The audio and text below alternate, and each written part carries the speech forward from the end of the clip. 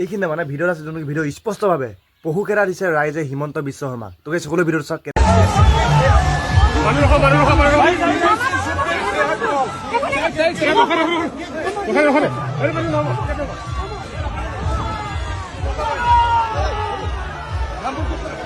স্পষ্টভাৱে এখন মিটিঙত গৈছিলে, যোনখন মিটিঙত নেকি কেনেকৈ খেদিছে ৰাইজে হিমন্ত বিশ্ব শৰ্মাক। এটা কথা কৈছোঁ মই আপোনালোকক, যদি দম আছে আপোনালোকে পইচা নিদিয়াকেনে মিটিং পাতক, পইচা দি পিনে মিটিং নাপাতিব।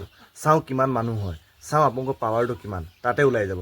তাৰে মাজত স্পষ্টভাৱে এইটো কথা ক'ব খুজিছোঁ মই, যদি পইচা নিদিয়াকৈ যদি আপোনালোকে পাতে ন, তেতিয়া আপোনালোকৰ তাত মানুহ এনেকুৱা হ'ব, এটা মানুহ নহ'ব যেন লাগিছে মোৰ সম্ভৱ। আৰু এতিয়া স্পষ্টভাৱে কংগ্ৰেছতো মই দেখিছোঁ মানে যে পইচা নিদিয়াকেনে মানুহ কি চাব বাপৰে বাপ। আপোনালোকে পইচা দি পিনে ইমান মানুহ কৰিছে, কিন্তু তেওঁলোকে পইচা নিদি পিনে ইমান মানুহ কৰিছে। তেতিয়াহ'লে ভাবি চাওকচোন অ'ৰাটো কেনেকুৱা হ'ব লাগে। সেইকাৰণে আপোনাৰ ৰাইজে বুজি পাইছে অলপ অলপ, তেনেকৈ খেদিছে। আৰু যদি আপুনি থাকে ন, তেতিয়াহ'লে অসমখন কিন্তু বহুত ধ্বংস হৈ যাব। এইটো কথা ক'ব নাযাওঁ যে উন্নতি হ'ব, ধ্বংসই হ'ব মানে, সত্য কথা এইটো।